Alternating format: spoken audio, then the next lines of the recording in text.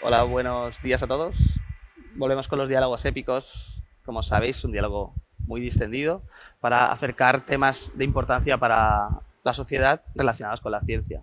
Hoy tenemos la suerte de tener a Zora, ella dirá el apellido porque no me atrevo, Kovacic. Kovacic, muy bien, del grupo de Turba, que está con nosotros en la UOC. Y bueno, primero, si quieres, Zora, preséntate tú y presenta al grupo, si quieres, en un minuto. Perfecto, sí.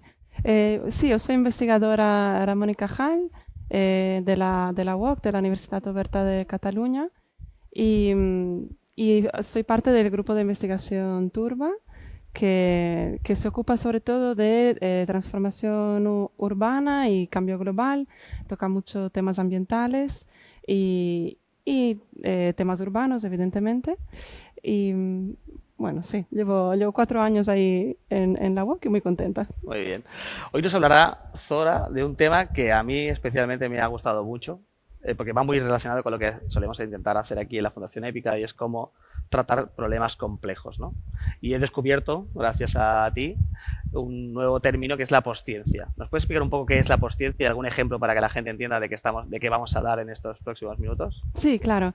La ciencia postnormal es un estudio de la ciencia. Entonces, lo que hace es cuestionar el concepto de ciencia, cómo entendemos la ciencia y cómo se usa esa ciencia en la toma de decisiones, que pueden ser toma de decisiones políticas, en políticas públicas o en diferentes, digamos, estrategias de resolución de problemas.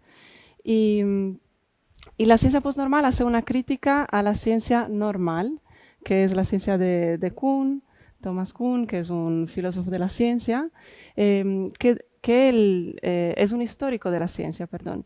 Y él hizo un análisis histórico en que estudiaba cómo progresa la ciencia, cómo hay avances científicos, y su trabajo fue muy rompedor y también algo controvertido, diría, porque la tesis principal de Kuhn es que la ciencia no avanza poco a poco, no hay una progresión, ¿no? De que cada quien va descubriendo un trocito más y así descubrimos cosas nuevas, sino que él dice que la ciencia funciona dentro de paradigmas y dentro del paradigma los científicos confirman la teoría que ya existe. Y entonces la ciencia normal, él habla de ciencia normal, viene de la palabra, es una ciencia confirmatoria. Y cuando empieza a haber muchas anomalías, porque a lo mejor tratamos de problemas complejos, porque estamos en situaciones de incertidumbre, entonces ¿no? Los experimentos no confirman la teoría, en algún momento cuando se acumulan esas anomalías, Kuhn dice que hay una revolución científica, se abandona el paradigma anterior y se pasa a un nuevo paradigma. Y uno de los ejemplos que da es el ejemplo clásico de Galileo y la revolución que se pasa de aceptar que la Tierra es el centro del universo a decir, no, el Sol es el centro del universo. Y hay ¿no? anomalías porque se observa el Sol y hay Uh -huh. parece que algo se mueve, ¿no? Y el trabajo famoso de Galileo y ahí la revolución. Entonces, la ciencia postnormal lo que hace es retomar ese concepto de ciencia normal, que es una ciencia confirmatoria, es una ciencia que se puede describir como un ejercicio de resolver puzzles. Sabemos cuál es la respuesta final a que queremos llegar y vamos juntando todas las piececitas para llegar a eso.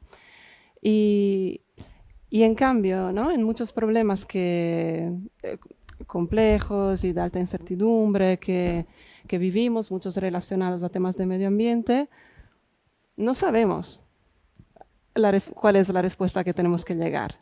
Entonces, hay diferentes formas de hacer ciencia que se llaman postnormales eh, y se le llama de ciencia también para darle la misma autoridad, ¿no? Porque si se empieza a hablar de otros tipos de conocimiento, parece bueno, que no tienen el mismo valor, no tienen la misma autoridad. Entonces se quiere esa sí, teoría, digamos, ¿no? Se habla a propósito de ciencia, pero postnormal. No es una ciencia que resuelve puzzles, es una ciencia que intenta encontrar diferentes estrategias para entender, resolver, aunque sea parcialmente, problemas complejos, problemas inciertos. Entonces, un poco, si lo entiendo bien, le estáis poniendo la importancia en determinar el paradigma, ¿no? Del que hablaba. O sea, tenemos que encontrar cuál es el término a solucionar y por qué todo influye, ¿no? Sí, la idea es que, claro,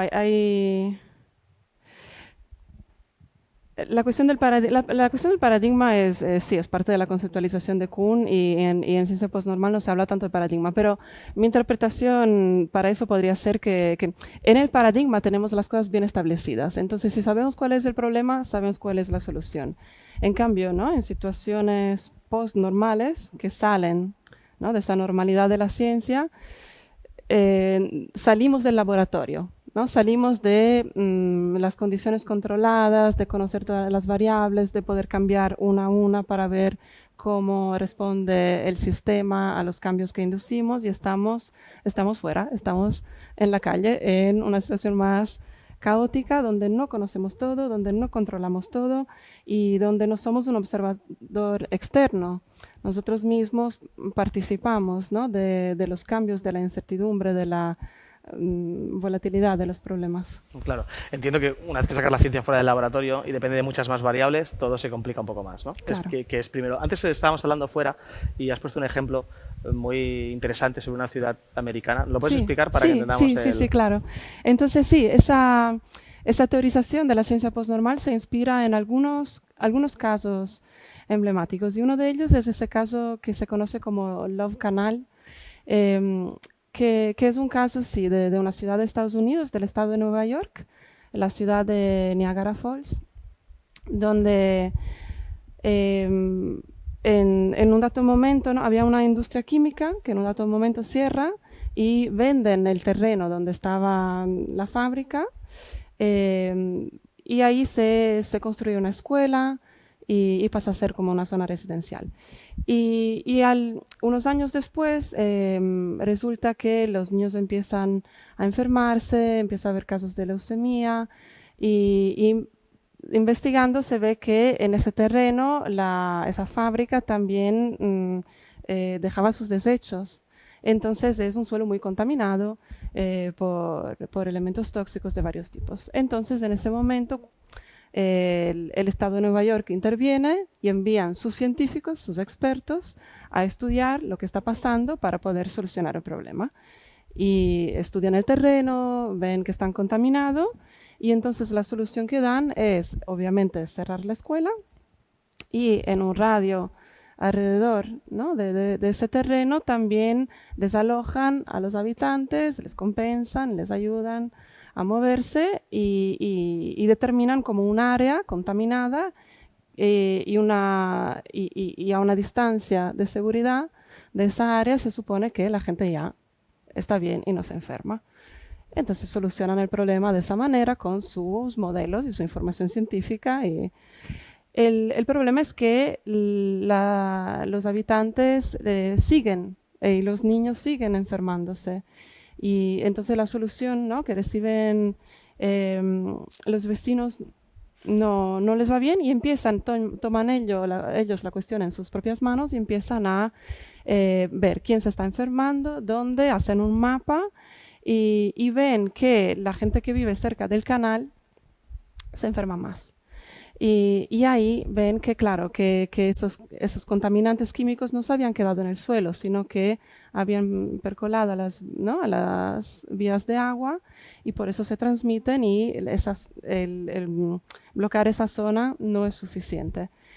Pero claro, ellos no son científicos, no tienen la autoridad de la ciencia, no tienen la credibilidad de los expertos y para que se les escuche y para que puedan decir, no, ese diagnóstico científico que nos habéis dado está equivocado, empiezan a buscar alianzas, encuentran una investigadora, no me acuerdo de qué universidad ahora, que les apoya y les proporciona otro modelo científico para explicar la transmisión, ¿no? de los contaminantes. Y entonces, en esa colaboración vuelven al estado de Nueva York, contestan la respuesta y la solución, digo, y a los años sí que logran cambiar la solución que se les había dado, tener en cuenta que todas las partes también que están cerca de los canales, de las vías fluviales, necesitan también ser evacuadas y reubicadas. Entonces, ese es un caso que tiene mucho que ver con esa forma de pensar en la ciencia que viene de la ciencia postnormal, porque tiene ese elemento muy importante de la incertidumbre. Hay algunos elementos que los científicos, los primeros, ¿no? Los expertos, pueden ver, pueden medir, y si ven que hay una correlación entre las enfermedades y la contaminación y esos químicos, pero no lo saben todo. Sí, era correcto, pero no era completo, ¿no? No era completo, eso es, exactamente. Entonces usan un modelo, pero ese modelo, por muy válido que sea, en ese contexto, fuera del laboratorio, con todas sus complejidades, falla y no da la respuesta adecuada. Entonces, ¿no? Hay ese elemento de tener que tomar decisiones en contextos de conocimiento incompleto, de incertidumbre, que es diferente de la ciencia normal. Y hay otro elemento que es muy importante para la ciencia postnormal, que es la parte de la epidemiología popular, o sea, la participación de la población local, con su conocimiento práctico, local, su experiencia, que son también otras formas, otros saberes, otras formas de saber que complementan y que ayudan cuando hay incertidumbre al conocimiento científico y llevan a estrategias de resolución del problema más robustas, que no significa tampoco perfectas, no es que tienen todo el conocimiento, pero hace que sí, que sea más robusto el proceso. Y por eso entiendo que en el momento como el actual, en que todo va tan rápido y todo cambia tan rápido, es todavía más importante, Claro. ¿no? Sí, exactamente. En un momento en que se habló mucho, bueno, mucho, algo más de ciencia postnormal, porque no es que sea algo súper conocido, fue durante la pandemia del COVID, porque justamente ahí esos debates, ¿no? Sobre los límites del conocimiento, la incertidumbre, hasta qué punto la ciencia puede dar respuestas o no, son debates clásicos en filosofía de la ciencia, en gente que estudia la ciencia, la tecnología, pero para la gente normal no es algo, no es el pan del día a día, ¿no? Pero durante la pandemia del COVID sí que muchos de esos elementos se hicieron visibles y pasaron a ser parte del debate público, también diría, ¿no? Porque, bueno, hubo mucha incertidumbre sobre el virus, cómo se transmite, cómo frenar esa transmisión, y si mascarillas, y si guantes, y si alcohol, y cuánto tiempo después de que uno ha dado positivo, y luego con las mutaciones del virus, ¿no? Ese conocimiento siempre es incompleto, porque lo que conocemos, el virus va mutando, va cambiando, y ya a los meses no sirve, y hay otras olas, ¿no? de contagio. Con las vacunas también, que viene, ¿no? Es otra vez, no se deja la ciencia de lado. La ciencia tiene un papel muy importante, ¿no? en enfrentar a todos esos problemas. Pero sus respuestas no por eso son perfectas, ¿no? Entonces, con las vacunas tenemos un ejemplo que creo que es muy claro. Se hace un esfuerzo muy grande para desarrollarlas.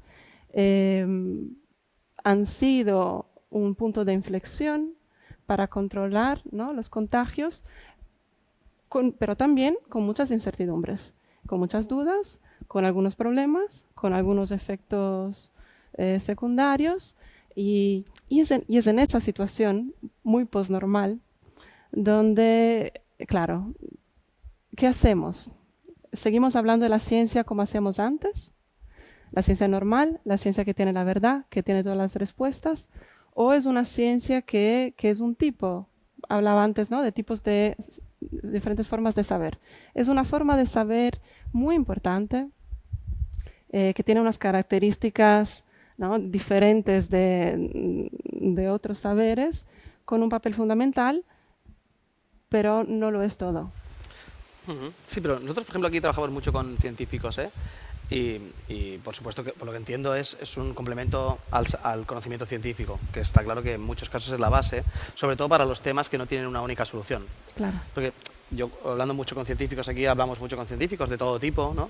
Y es verdad que, claro, yo creo que después de, llevamos mucho tiempo trabajando con ellos y demás, y hay dos cosas que me gustan mucho de lo que ha pasado últimamente, y una es que ellos asumen muy bien, ellos y ellas, tenemos científicos y científicas, asumen que lo que saben es, que eso yo creo que casi siempre es verdad, lo que saben es, porque son soluciones, como tú dices, de cómo hemos llegado a esta verdad, y entonces eso lo tienen muy claro y muy parametrizado, y el método científico me parece que funciona muy bien, pero también últimamente he visto que sí que asumen que desde su conocimiento no es suficiente para temas tan complejos. Claro. Lo que ellos dicen es que yo con lo que sé no puedo tratar este problema porque es mucho más amplio de mi ámbito de actuación. Si bajamos a nivel molecular, no hay nada que decir, yo lo sé. Claro. Entonces, por eso, aquí en Épica nos gusta mucho generar esos debates amplios en un término en el que se habla de mucho conocimiento, en base a un conocimiento muy contrastado, pero hay una parte al final de opinión de lo que no se sabe, lo que creen que desde mi punto de vista podría ser, pero que necesito tu punto de vista para... Y creo que va muy alineado con lo que hablas, ¿no? De la ciencia postnormal que complementa a la normal. Una vez parametrizado muy claro cómo se transmite, tú lo decías muy bien en el ejemplo, una vez que tú eres capaz de parametrizar que los enfermos de esa ciudad no son los de la escuela, sino que son los del canal, que son no sé qué y demás, volvemos atrás al método científico de decir, vale, sabiendo que esto ahora es así, ¿cómo lo arreglamos? Pues bueno, pues la zona de seguridad no era suficiente, hay que hacerla más para allá, o hay que descontaminar el agua, o hay que... Claro. Entonces está bien como marco, ¿no? Establecer ese marco, pero eso lo hemos visto, hace poco hicimos aquí un encuentro muy importante con muchos expertos y me gustó mucho el ver cómo la gran mayoría de ellos asumía que en retos tan globales a los que nos estamos enfrentando y que van tan rápido, necesitan cooperación, ¿no? Sí. Ahora tenemos en Sevilla un emblema de cooperación, pero yo quiero pensar que a nivel científico puede funcionar mejor, porque ya empiezan a entender que, como tienen un problema de parametrizar el problema, porque es demasiado amplio y depende de muchísimas variables que ni siquiera, fíjate que lo digo en positivo, ni siquiera les interesa, ¿no? Entiendo que un experto en oncología infantil no tiene por qué saber de demografía. Claro. Pero seguramente necesita un experto en demografía que le diga el por qué está pasando para poder actuar mejor o entender mejor cómo atacar el problema, ¿no? Entonces, esto cada vez más lo estamos viendo en estos entornos que cada vez están mucho más abiertos, siempre y cuando no entres a su nivel molecular, porque en nivel molecular ellos saben, ¿no? Y me parece súper bien, porque creo que Sí. la especialización ha sido el catalizador de la evolución científica. Saben muy claro esto. Y aquí no podemos jugar porque esto es, ¿no? Hablamos fuera, ¿no? La cantidad de newtons que necesitas para doblar un hierro es, no. Entonces hay que jugar a cómo combinar y cómo parametrizar. Y me gusta mucho esta visión. Y luego hay una cosa muy importante que me ha gustado mucho de tu trabajo que he estado mirando, es cómo esto impacta policy making, ya que ya está es la segunda derivada, ¿no? Porque si... Claro. ¿Cómo lo abordáis eso?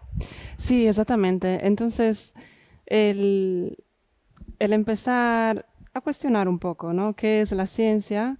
Tiene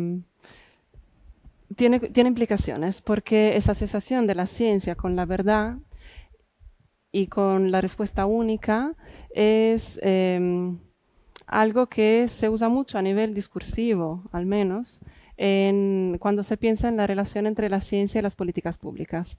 El político tiene un problema, va y le pregunta al científico qué tiene que hacer y como el científico es objetivo y neutral y sabe y tiene la verdad, puede dar la respuesta al político que va y soluciona el problema. Entonces, cuando la ciencia empezamos a decir que ya no funciona bien así, porque un científico me da una respuesta, pero otro que usa otro modelo puede darme algo diferente. No significa opuesta, no significa necesariamente que se contradicen, pero las implicaciones, perdón, para quien toma las decisiones pueden ser diferentes. Entonces, cuando empezamos a hablar de una ciencia plural, de una ciencia que no tiene un conocimiento completo, que actúa en un entorno de incertidumbre, que puede dar respuestas parciales y que a lo mejor hay que revisarlas en el tiempo. ¿Qué tipo de respuesta me da esa ciencia a que tiene que tomar la decisión? Pero yo aquí tengo ciertas dudas, ¿eh? Porque Claro. yo soy un gran Dime, fan dime. no, está bien, ¿eh? Estamos hablando para eso. Soy un súper fan de la ciencia y ahora un nuevo fan de la ciencia postnormal. Pero, perdón, creo que la mayoría de las veces el problema es que la pregunta está mal formulada. Es decir, le preguntamos o le damos la responsabilidad al científico que nos dé una respuesta unívoca sobre un problema que no es lo que le estamos preguntando, ¿no? Entonces, es lo que hablábamos un poco también antes, ¿no? Si estamos intentando abordar un no problema, difícilmente encontraremos la solución. Sí. Entonces, muchas veces queremos acreditar nuestro discurso en la ciencia y le preguntamos de manera sesgada y un poco imparcial lo que queremos que nos diga. Pero yo creo que si tú preguntas a la ciencia sobre qué pasará en el cambio climático en los próximos 10 años, todo el mundo te dice que no lo sabe. El mapa completo. Él sabe, yo sé, hablamos aquí junto con vosotros y demás sobre, con el ICM, Ciencias del Mar del CSIC, en este proyecto que estamos juntos. Y claro, hay gente que sabe de corrientes marinas. Sí. Y saben que las corrientes cambiarán. Sí. ¿Cómo eso impactará? Entonces, lo que pasa es que muchas veces creo que eso es tendencioso también desde la política. Por eso me gusta esta visión que tienes, ¿no? De decir, ¿cómo hacemos que se entienda que no podemos delegar la responsabilidad en un científico, sobre todo? Ni en uno ni en muchos, pero sobre todo en uno, que te pueden dar visiones de cosas que son verdad, cosas que serán, predicciones que seguramente sean, pero que no las puedes descontextualizar de un marco global, porque si no, está recayendo sobre él. ¿No? Pasó con el COVID, tú lo decías, ¿no? Le damos la responsabilidad a un científico de cómo evolucionará la pandemia. Bueno, o sea, pues depende mucho, ¿no? Porque depende de cómo tú autorices que la gente se mueva o no. Depende de cómo, ¿no? Entonces hay muchos parámetros, pero sin embargo era muy fácil delegar la responsabilidad en el científico, en el que imponga las restricciones y asuma las responsabilidades. Pero no es cierto, porque no se puede hacer todo lo que dice, ¿no? Entonces, vosotros cuando hacéis estas recomendaciones políticas, ¿cómo organizáis? Porque esto es un tema todavía más complejo, ya no va de una verdad, sino de muchas verdades. Claro, exactamente. Sí, has dado en el clavo. El tema es exactamente, ¿no? ¿Qué se espera de la ciencia y qué se le pide? Entonces, si se le pide la respuesta definitiva, completa, correcta, universal, evidentemente no la puede dar, evidentemente. Por eso también, sí, parte de mi trabajo, de mi interés es intentar cambiar ese concepto de ciencia, ¿no? La ciencia no es el oráculo que lo sabe todo. Es algo muy útil, riguroso, que tiene unas características específicas, es un conocimiento de grande valor, de grande importancia y limitado.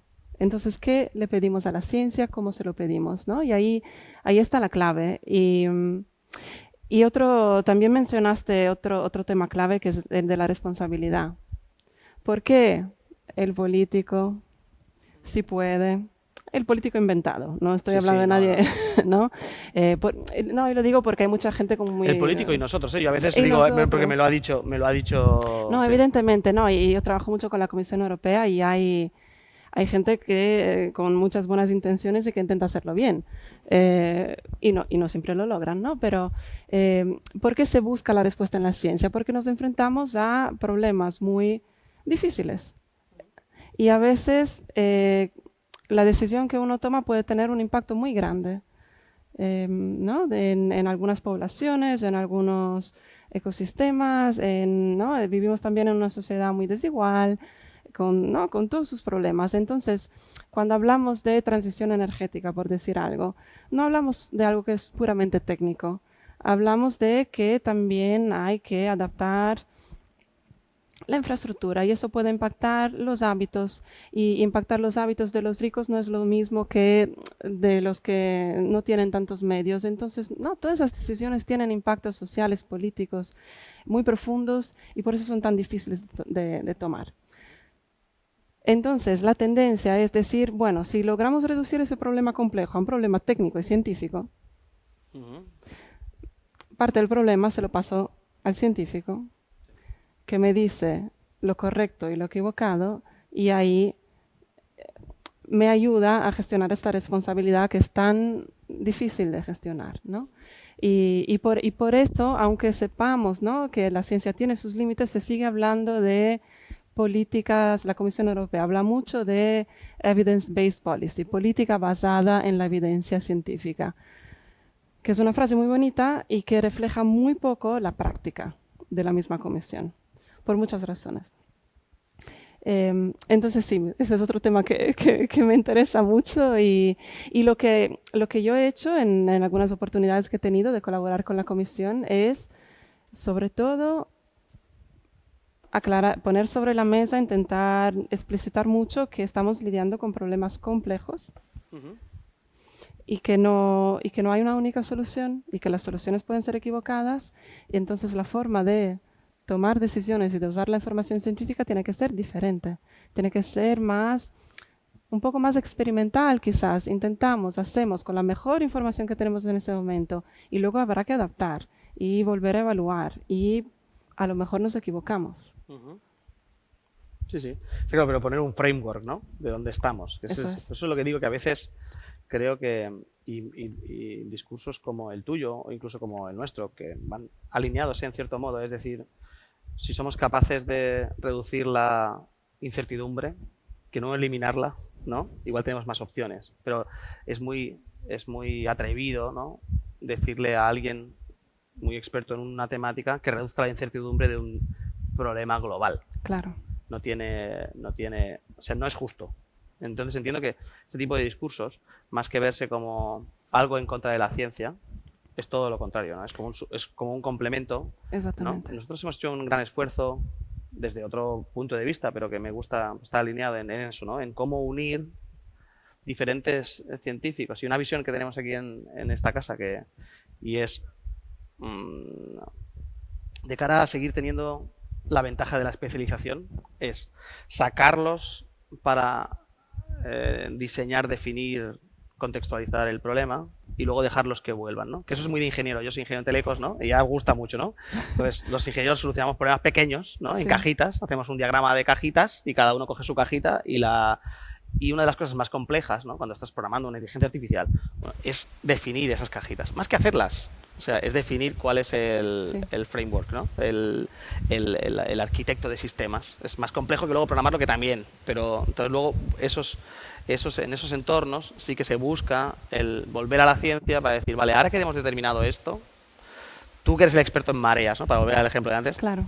Dime cómo será este trozo. Y entonces vemos cómo se interrelacionan. Y eso es una de las cosas que sí que es verdad que faltan, que cada vez más la comunidad científica está en la onda de hacerlo, por lo menos con nosotros siempre les gusta esta colaboración, es para ver cómo conectamos esas cajas. Porque luego ya pasamos al segundo nivel de complejidad y es cómo una cosa que está evolucionando durante el tiempo se interrelaciona también a futuro, ¿no? Estamos en proyectos muy bonitos que explicaremos pronto que pasan de la salud a la calidad de vida, ¿no? Entonces, es decir, cómo somos capaces, ¿no?, de unir verticales que a priori están siempre separados, pero que tienen mucho que ver, ¿no? Si un cirujano sabe cuáles serán tus problemas, igual puede operar diferente. Lo que pasa es que hasta ahora no sabía cuál es su problema. Entonces, intentamos conectar y están trabajando mucho y a nivel europeo también trabajan mucho en experiencia, ¿no? Sí. Más que en solucionar problemas.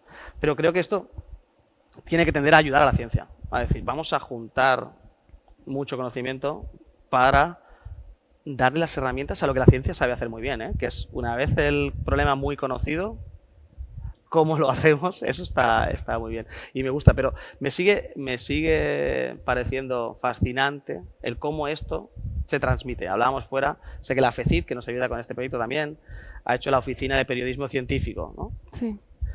Ya es un paso muy importante, ¿no? Es como una vez que tienes claro cuál es el problema, a quién le tienes que preguntar para tener al menos una información contrastada, ¿no? Porque nos pasa mucho, ya no hablaría de desinformación, pero sí la de misinformation.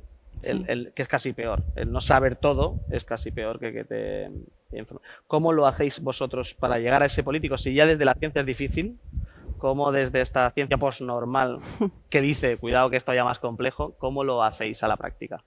Claro. Hay dos elementos que creo que más o menos responden. Uno es...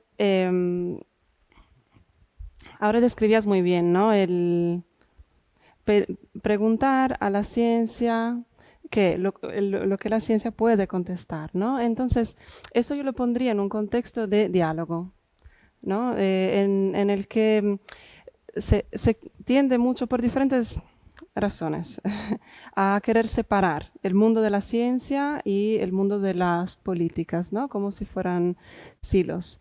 Y en cambio, desde mi perspectiva, veo más productivo ponerlos en diálogo y el flujo tiene que, ¿no?, ir de un lado al otro, porque ¿cómo puedo definir bien el problema que la ciencia me va a solucionar? La ciencia tiene una parte también en esa definición del problema, pero no, es un diálogo continuo. Que ¿Y esto necesita de mediadores o es un diálogo directo? ¿Tú qué, en tu experiencia? En mi experiencia... Opinión, ¿eh? Claro, claro. La opinión. Sí, obviamente. En mi experiencia, yo por ejemplo, ¿no? Cuando he tenido la oportunidad de hacer ejercicios de ciencia postnormal, de hablar en esos términos con, por ejemplo, gente de la Comisión Europea, ha sido siempre en situaciones en las que ya existe una propuesta de solución, una política pública, algo, y esta propuesta falla. O no funciona, o no tiene el efecto esperado, o tiene un efecto que no se esperaba. Y entonces en esos momentos hay una apertura muy grande por parte de quien está ahí tomando las decisiones, escribiendo las políticas, a que se les hable de complejidad y de incertidumbre, porque lo están viviendo. Entonces casi que cuando... ¿no?, hacemos talleres hablando en esos términos, dicen, ay, gracias, ya no me siento loco, efectivamente. Pero no hay la misma apertura en otras situaciones, ¿no? Cuando quieren promover una solución en concreto y ponerle todo el entusiasmo de decir, eso va a funcionar, en ese momento que se les hable de incertidumbre, te dicen, no. Entonces hay momentos en que hay más apertura al diálogo y otros que no. Mi opinión es que sería ideal si ese diálogo pudiese suceder en todos los momentos, porque cuando ya definimos el problema, luego estamos reparando problemas. En cambio, si logramos que el proceso sea más abierto y democrático desde el principio, será más lento, puede que sea más difícil, puede que sea más conflictivo, pero también pienso que sería más robusto. Pero bueno, esto no sucede en general, o con algunas excepciones. Pero suele pasar cuando ya se ha tomado una decisión, ¿no? Y volvemos a lo de antes, ¿no? Que es lo que suele pasar también, y el mal uso de la ciencia también en esto, ¿no? A nivel político es, yo ya sé que voy a hacer esto y ahora busco excusas que me validen lo que yo quiero hacer. Yo creo que entonces, creo que es injusto también para la ciencia, porque entonces luego es lo de, entonces, es decir, hay veces en las que funcionan unas cosas y veces que funcionan otras, pero entonces hay que ser honesto en decir, vale, yo quiero saber qué puede pasar, cómo lo podemos hacer, entonces hay que abrir el abanico del conocimiento. Si lo tienes muy claro, ya no necesitas excusas. Asume la responsabilidad, asúmelo. Lo que pasa es que, claro, estamos en entornos muy variables, muy inciertos, ¿no? O sea, todo esto, todo esto hay que empezarlo a asumir de forma... Nadie esperaba las guerras que estamos teniendo, nadie esperaba la pandemia, nadie esperaba este calor. O sea, son cosas en las que hay que ir asumiendo que van a ir pasando. Esperemos cada vez menos, aunque parece que va a ser cada vez más, pero sí que es importante poder definir. Un placer, Zora. Hablaremos más. ¿Puedo añadir una cosita? Por supuesto, claro. Muy breve, pero hablabas antes, ¿no?, de la comunicación, de la ciencia, y añadiría un elemento ahí, porque por un lado estoy muy de acuerdo. Es importante, quién sabe, poder dar canales para que diga lo que sabe. Por mucho que digamos que ese conocimiento no es perfecto, es importante, lo comunicamos. Pero a la vez, y eso es de la perspectiva de la ciencia postnormal, añadiría también el tema de comunicar la incertidumbre. Comunicar lo que sé, pero también los límites de lo que sé. Porque ahí empezamos a alejarnos un poco, ¿no?, de esa visión muy idealista de la ciencia que me lo soluciona todo, a una visión más realista de la ciencia como algo que es importante, fundamental, pero no omnisciente. Ya, pero esto creo que es una visión que tenemos los de fuera de la ciencia y no tienen los de la ciencia. ¿O tú crees que no? Yo veo que en muchas carreras no hay una educación, No hay un curso, una asignatura sobre incertidumbre, sobre cómo se comunica, sobre...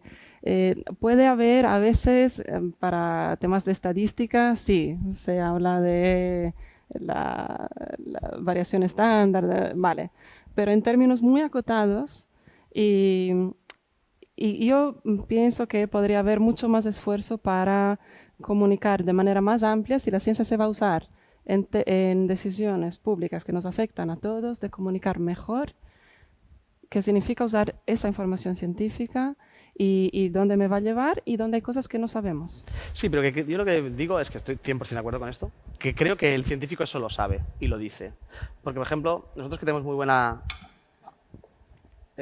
aceptación o tenemos Sí. muy buen encaje con científicos que vienen aquí de primer nivel, que nos estamos...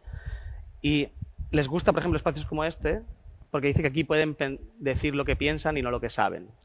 Entonces está muy bien. Lo que pasa es que ellos entienden que son espacios como diferentes. Es decir, si hablamos de lo que hablábamos al principio, si hablamos de esto, esto lo sé, aquí yo ya me cambio el sombrero y hablo de lo que pienso y entonces por eso yo creo que generar estos espacios abiertos en los que se hablan de cosas más complejas que nosotros mismos, que esto es muy de la Fundación Épica, Pep Gatey, que hoy no puede estar contigo, pero ya estaría encantado de estar, siempre dice que la FURA sí lo que es y la Fundación sigue ese espíritu, es porque siempre intenta conseguir conocimiento fuera para hacer más cosas más grandes que tú mismo, ¿no? Entonces, eso el científico yo creo que a veces lo asume, lo que pasa que a nivel incluso de discurso, tenemos que establecer estos límites claros entre el conocimiento, o sea, ¿no? Entre el saber y el pensamiento, pero que a veces están muy relacionados, pero que sí que con unas fronteras claras es mucho más fácil para ellos abrirse a pensar, a debatir, a compartir y a generar un framework más grande. Y luego una vez ya bajas, no pasa nada, ya volvemos al nivel molecular, que siempre digo molecular para hacerlo más fácil porque es ese Claro. Pero creo que estamos bien alineados y que la comunidad científica cada vez está más abierta a esto. Pero por eso te preguntaba antes lo de los mediadores, porque creo que el papel del mediador es importante porque una de las cosas que el científico yo he visto en estas barreras, y a ver cómo decimos esto sin que parezca, necesita un entorno de credibilidad y de confianza. Y entonces eso a veces le pasa, ¿no? El científico, como el deportista, como el artista, son gente como muy ocupada, muy de eso. Entonces, una vez que establece esta relación de confianza y de credibilidad, todo funciona bien. Pero claro, lo que pasa es que a veces tienen esta percepción de que otra vez les quieren contar una historia que no es la suya y que no. Entonces, es importante, yo creo, en esta transición, porque hablaremos de transiciones, eso ya en otra ocasión, son cosas muy complejas, porque cada uno tiene hilos muy importantes. Pero sí, estoy totalmente de acuerdo en cómo establecer, pero creo que es muy importante establecer esos entornos seguros, porque porque eso es lo que pasa, que a veces le pedimos al científico que diga una cosa que no es la que quiere decir para que yo pueda decir que la ha dicho. Claro. Entonces ahí es donde la cosa no funciona. Claro. Sí, totalmente de acuerdo. De hecho, esa es una de las bases también, antes me preguntabas, ¿no? En colaboraciones que he tenido con la Comisión Europea. Siempre empezamos cualquier tipo de taller, de reunión, creando ese espacio seguro. Porque sí, el científico, pero el político también. Sí, por supuesto. Que se va y se le acusa, ¿no? Entonces, es muy importante para poder hablar de lo que no sé. Eso es. Es saber que estamos hablando de lo que no sé. Eso es. Claro. Eso es. Porque si no, va mi credibilidad. Entonces, es muy importante establecer ese marco en el que esto lo sé, esto no lo sé. Claro. Y está bien. Claro. Está bien.